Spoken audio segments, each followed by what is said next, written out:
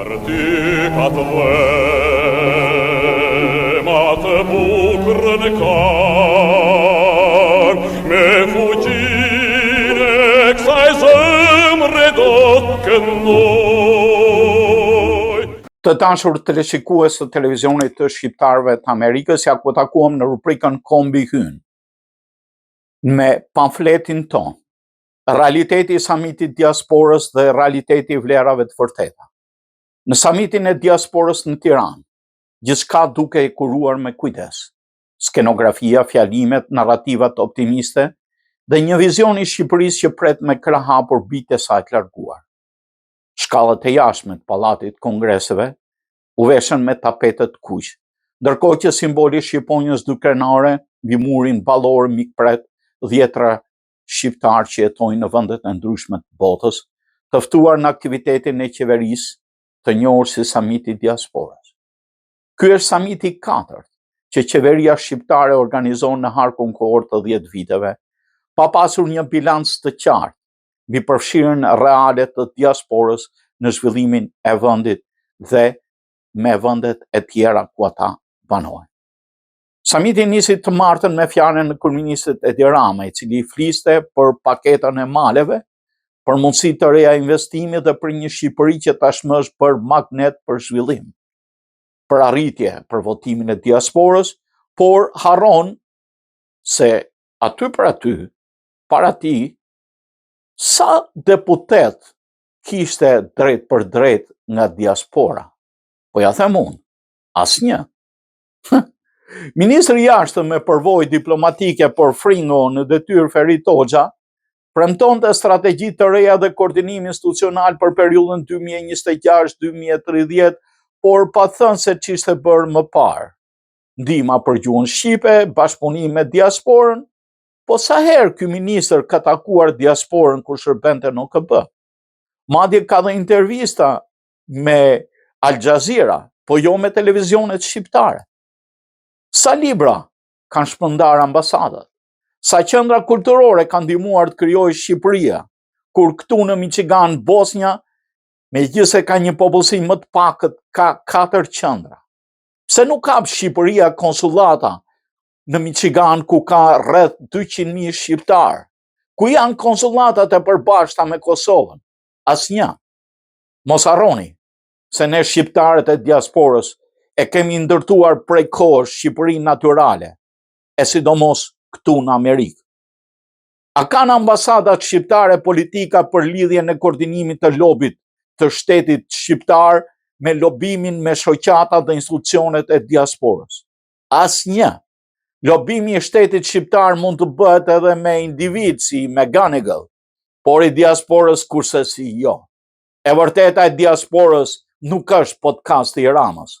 Cilat janë politikat e koordinimit lobizmit qeveritar me lobizmin e shoqatave të tilla mbar të diasporës si Vatra, Liga Qytetare Shqiptaro-Amerikane, AAF apo Këshilli për Marrëdhëniet Shqiptaro-Amerikane AARC.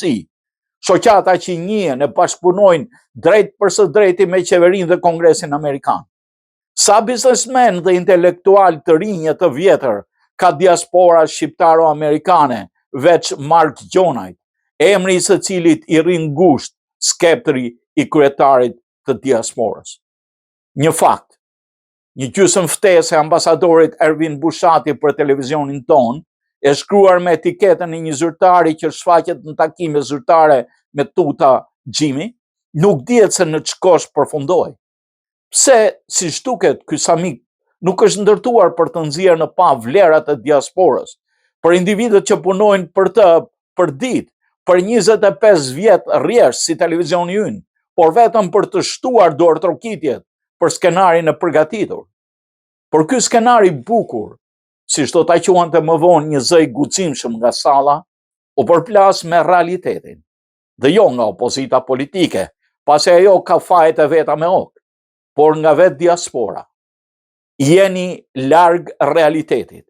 Momenti që çau skenarin, një nga panelet jurista shqiptare që punon në prokurorinë e Bolonjës, Eva Baçi, bëri atë që rrallë ndodh në këto samite, e prishi regjin. jeni larg realitetit. Ishte akuza saj e drejt për drejt ndaj politikës shqiptare. Fjalimi i saj nuk ishte një reagim emocional i momentit. Ishte një akt akuze, i strukturuar ndaj një sistemi që sipas saj e përdor diasporën si dekor, por nuk e përfshin si aktor. Ajo e tha qartë. Diaspora nuk vjen në samite për të mbushur karrike. Diaspora nuk është numër. Diaspora kërkon të dëgjohet. Por në një paradoks që përmbledh gjithë problemin, asaj nuk ju dha fjala. Skenari kundër realitetit. Baçi përdori një metaforë të fuqishme. Skenari është shkruar shumë bukur, por mungojnë aktorët kryesorë. Kjo është ndoshta diagnoza më e saktë e raportit mes shtetit dhe diasporës, sepse shteti shqiptar ka ndërtuar një narrativ perfekte për diasporën, një komunitet global i suksesshëm, një burim investimesh, një urlise me Shqipërisë dhe botës. Por në këtë narrativ mungon elementi kryesor, pjesëmarrja reale e vetë diasporës në vendimarrje.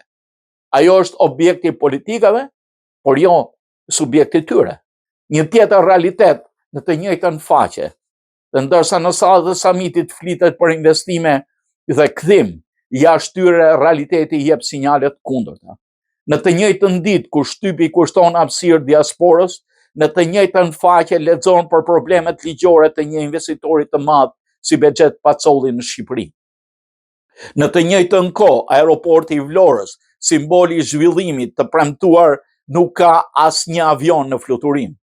Ky nuk është thjesht një kontrast, është një përplasje mes realitetit dhe propagandës. Pyetja që bëri juristja dhe që askush nuk ju përgjigj.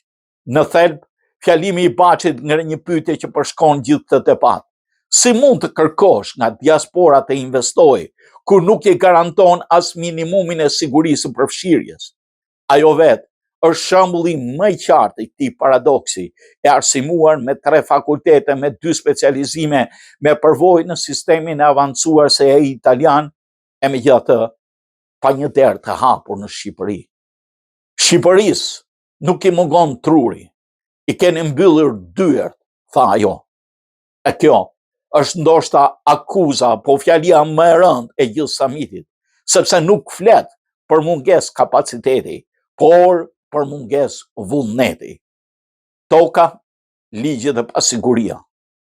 Ndërkohë kryeministri fton emigrantët të investojnë në tokat e tyre, në male, në pronat të trashëguara, po realitetin teren është tjetër histori.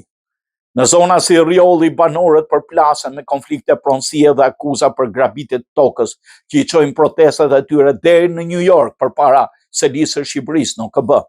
Në theth, ndërtimet shëmben, duke krijuar një klimë të thellë pasigurie për çdo investitor. Çfarë mesazhi merr diaspora nga këto zhvillime? Që prona nuk është e sigurt, që investimi është i rrezikuar, që shteti nuk është garantues, por shpesh faktor pasigurie.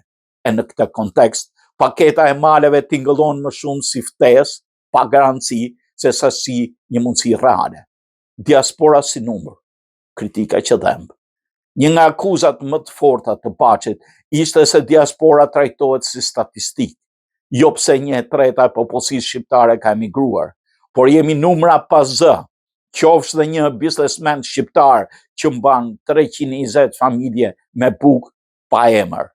Pa zë, e sa të tjerë ka. Që kur vinë në Shqipëri, fjala e parë që dëgjojnë nga pala shqiptare është sa del për mua. Që nga polici në Rinas e deri tek ministra.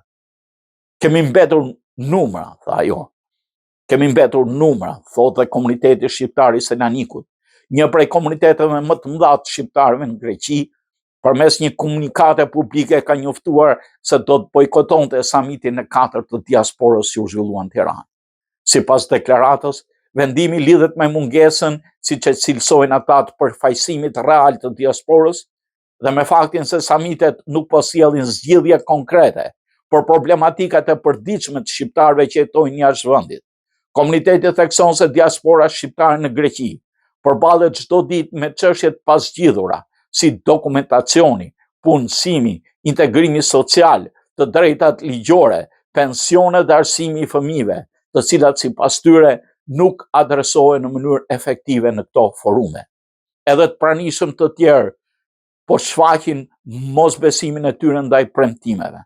Ndërsa diaspora për Shqipërinë e Lirë, një nga organizatat që udhëhoqi fushatën për votën e diasporës, refuzoi pjesëmarrjen duke konsideruar samitin të mbështjellë me retorikë patriotike, por i zbrazët në përmbajtje dhe në thelb. Dhe kjo nuk është një figurë retorike, është një përvojë e përditshme për shumë emigrantë, mungesë përfaqësimi real, mungesë mekanizmash për kontribut profesional, mungesë transparence në përzgjedhjen e projekteve dhe bashkëpunimeve. Edhe në një event që supozohet të jetë samiti i diasporës, zëri i diasporës nuk është në qendër. E kjo është ironia më e madhe. Politika ka distanca nga vetë realiteti. Baçi nuk u ndal vetëm në kritika të përgjithshme. Ajo drejtoi gishtin konkretisht politikës duke përmendur dhe figura si Taulan Balla. Jeni larg realitetit. Ishte mesazhi i saj. Dhe kjo distancë nuk është vetëm perceptim, është një hendek real mes atyre që jetojnë realitetin e migracionit dhe atyre që komentojnë atë nga podiumet. Sepse për politikën, diaspora është një koncept, për diasporën është jetë. Vlerat e vërteta kundër narrativës, në këtë përplasje mes fjalëve dhe realitetit, dalin në pa pikërisht vlerat e vërteta të diasporës. Sakrifica pa mbështetje, përkushtim për të ruajtur identitetin, dëshirë për të kontribuar pavarësisht pengesave. Dhe Baçi e tha qartë. Punoj 14 orë në ditë në Itali, por mund të punoj 20 orë për Shqipërinë. Dhe kjo nuk është thjesht një deklaratë, është një dëshmi e potencialit të jashtëzakonshëm që Shqipëria nuk po arrin ta përdorë. Dhe përfundimi, një përplasje që nuk mund të fshihet më. Ky pamflet nuk është thjesht një kritik, është një pasqyrë. Nga njëra anë kemi një shtet që fton diasporën të investojë, të kthejë, të kontribuojë. Nga ana tjetër kemi një diasporë që kërkon vetëm një gjë, të dëgjohet dhe të respektohet. Edhe në të njëjtën faqe gazete. Diaspora si shpresë, investitori si problem, aeroporti si premtim i pambajtur.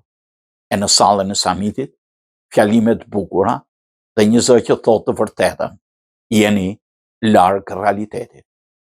Derisa kjo fjali të merret seriozisht, çdo strategji do mbetet letër, çdo paket një slogan dhe çdo samit një sken pa aktor, sepse diaspora nuk kërkon privilegje, ajo kërkon drejtësi, hapje dhe respekt, dhe pa këto, Shqipëria nuk humbet vetëm investimet, ajo humbet njerëzit e saj më të mirë.